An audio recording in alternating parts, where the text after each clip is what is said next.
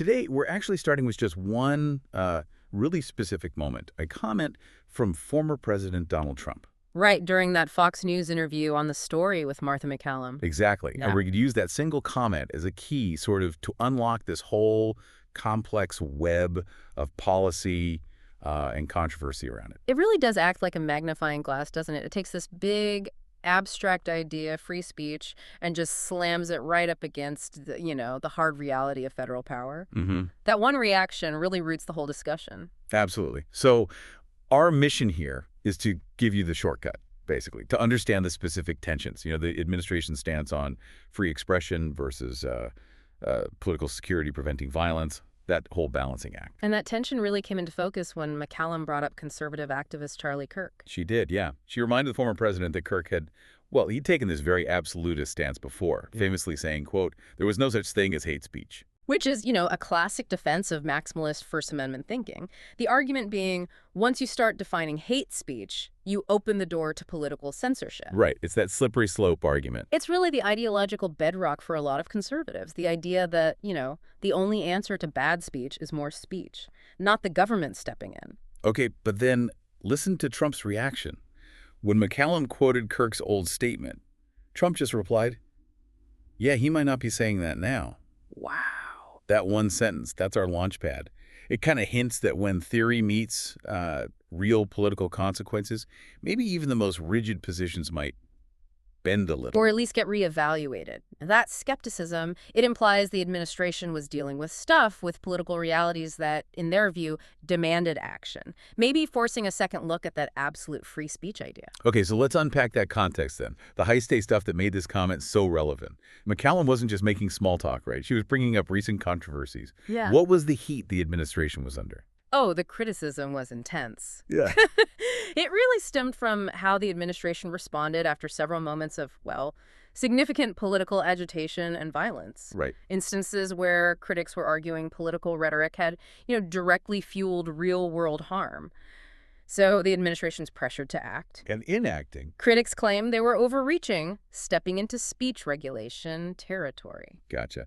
And the first specific policy move MacCallum mentioned, it directly challenged Kirk's original no such thing stance, didn't it? Involving Attorney General Pam Bondi. That's right. MacCallum pointed to Bondi's threats to pursue legal action against people specifically for hate speech. Okay, hold on. Legal action for hate speech itself. Yeah. In the U.S. That sounds constitutionally tricky. Is that even a thing legally? Well, this is really crucial context for you, the listener. Generally speaking, in the U.S., hate speech on its own is protected by the First Amendment. Unless it crosses a line, like inciting imminent violence or making true threats or what the courts call fighting words. So just threatening action for hate speech, what does that signal? It signals either a willingness to really push those legal boundaries aggressively, or maybe, more likely, it's a strategy, using the term hate speech to target people involved in political agitation, linking their words to actual crimes like threats or conspiracy to commit violence. I see. Either way, it's a huge policy signal, stepping right onto that slippery slope Kirk warned about, Yeah, that definitely moves it from philosophy class to potential prosecution. But the controversy didn't stop there, did it? MacCallum also mentioned other actions, showing the regulatory focus was broader. Exactly. It wasn't just the Justice Department. They also talked about administrative pressure applied to media figures, specifically the suspension of the late-night host Jimmy Kimmel. Wait, Jimmy Kimmel? Why would the FCC or the administration get involved with a late-night comedian? That seems like a totally different kind of lever than the Attorney General threatening lawsuits. It absolutely is. And the source material notes the suspension came after direct criticism.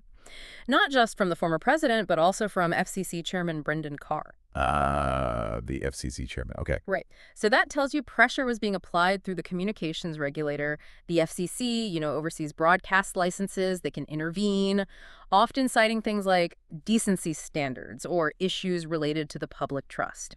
Now, the Kimmel case probably wasn't about broadcast obscenity in the traditional sense, but you put together presidential criticism and the FCC chairman's involvement. It sends a pretty clear message. A very clear message that the administration was willing to use, basically all the tools available, legal, administrative, political, to show disapproval of commentary they found unacceptable or maybe potentially inflammatory. So you've got the DOJ looking at activist rhetoric on one side, And the FCC infrastructure potentially targeting big media figures on the other. That's a wide net. It really is. But then the conversation shifted again. It moved away from speech regulation pressure and more towards concrete national security targets. Right, that's the pivot we need to get into now. After addressing these internal fights over defining hate speech, Trump sort of reframed the whole problem. Yeah. Made it about organized political agitation, right? Yeah. And sometimes foreign-backed. Exactly. He shifted the focus from what individuals were saying to what organizations were doing, and the specific group he named was Antifa. And he didn't just criticize them. He brought up a pretty significant plan again. Yes, he restated his administration's intention, designating Antifa as a terrorist organization. Now, that move is fundamentally different from going after individuals for speech or leaning on the FCC. How so? What changes dramatically if you designate a mostly domestic group like Antifa as a terrorist organization? Well, the whole game changes, especially when it comes to money and association. Now, legally designating a purely domestic group as a foreign terrorist organization, or FTO, that's complex. There's a lot of legal debate around that. But even the threat of designation or using other related authorities lets the administration shift focus. Less about prosecuting individual street fights, maybe, and more about taking down the group's whole infrastructure. Oh, okay. They get more tools for things like surveillance, freezing assets, and potentially prosecuting people for providing material support, which can mean funding, equipment, even just coordination. And that connects directly to the next thing he promised in the interview, emphasizing that structural angle. Precisely. Trump committed to pursuing answers about the funding of these groups. That's the operational core. If you can track the money, cut off the funding, you cripple their ability to organize. Exactly. You potentially hamstring their ability to coordinate large-scale actions, pretty much regardless of the specific words they use. Okay, so let's trace that arc. We went from a philosophical point, Kirk, saying no such thing as hate speech, to threats of actual prosecution with Bondi, then administrative pressure via the FCC and Kimmel, and finally landing on a national security designation and financial pursuit with Antifa. That's a really rapid escalation of policy tools. It really shows the difference, doesn't it, between a theoretical debate in, like, a seminar room and the deployment of actual political power in the real world. So given this escalation, MacCallum had to bring up the central conflict, reflecting what critics were saying. That this whole crackdown, the hate speech talk, the Antifa designation, looked to many like a direct and maybe chilling threat to free speech itself. And that's the ultimate pushback, isn't it? How do you draw the line between legitimate security concerns and just suppressing political opposition you don't like? So how did the former president defend this approach, this aggressive stance? What was his justification? His defense really hinged on intent versus action. He defended the administration's moves by consistently stating his opposition to political violence, full stop. Okay. But he was quick to draw a distinction. He acknowledged, yeah, he sees plenty of crazy commentary on TV all the time, speech he obviously dislikes. But he argued that his administration's heavy-duty efforts, the legal stuff, the security stuff, that was reserved for targeting organized actions, things that constitute violence and political agitation, not just speech he disagrees with. That distinction seems really important. It suggests that while maybe they'd exert pressure on media figures for crazy commentary, Right. the really serious legal and security hammers were meant for those organizing and financing actual political violence. Exactly. And if you zoom out, connect this to the bigger picture, the whole interview just perfectly captures that inherent policy tension in governing today. Which is? Every administration struggles with it, right?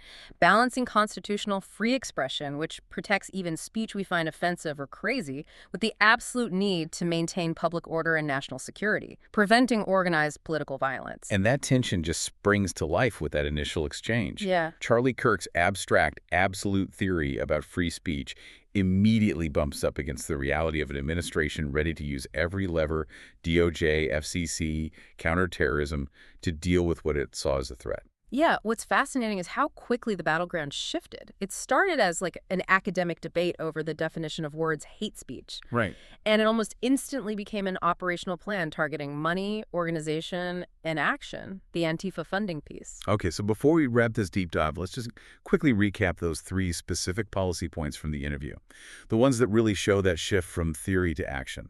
First, Attorney General Pam Bondi's threats, pursuing action for hate speech, showing that willingness to push prosecution boundaries. Second, the whole context around Jimmy Kimmel's suspension, showing regulatory pressure, specifically involving the FCC chair, being applied to media commentary, demonstrating that wide reach. And third, the big one, the commitment to designate Antifa as a terrorist organization and go after its funding, which just dramatically ramps up the response from policing individual acts to actually trying to dismantle an organization's infrastructure. Yeah, and all of that framed by Trump's really striking comment about Charlie Kirk's original position. That initial ideology, no such thing as hate speech, was just instantly challenged by the perceived needs of political governance and security. It definitely gives you, the listener, a really clear window into how complex policy deployment gets in these moments of really high political tension. It forces us all, I think, to reconsider the purity of absolute positions. The source material really lays out that fundamental clash, absolute free speech versus real-world regulatory needs, which leaves us with a pretty interesting question for you to think about. Go on. Well, if you start from that maximalist position, that Kirk position, there is no such thing as hate speech. At what practical point? Or maybe under what specific circumstances involving things like organized violence does that pure theory become, well, maybe impossible to hold on to when faced with intense political and security pressures? That's a great thought to end on, especially when those pressures involve the actual machinery of the federal government. Thanks for digging deep with us today. My pleasure. We'll see you next time.